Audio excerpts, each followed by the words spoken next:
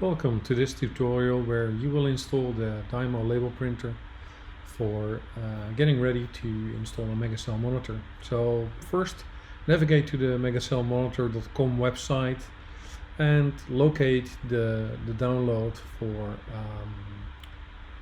the Dymo Labeler.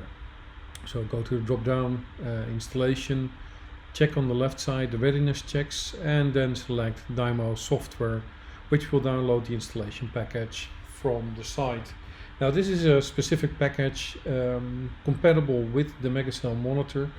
Dymo delivers a new release of their software as well, which is not recommended. So first you need to uninstall that before you install the correct version that's compatible with the MegaCellMonitor. So once the download is complete, you can open up the installable and start with the default installation. So here you see us click run, and give it some time. It'll take a few seconds to open. You need to be administrator to do this, by the way.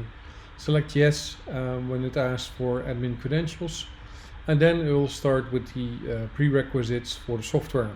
So it installs a few drivers, some libraries, Office installable plugins. So wait for that to complete, and then just navigate through the installation guide by following the defaults, and next, finish installation, basically, to complete the Dymo install. Now once the installation is done, there are a few settings that need to be set.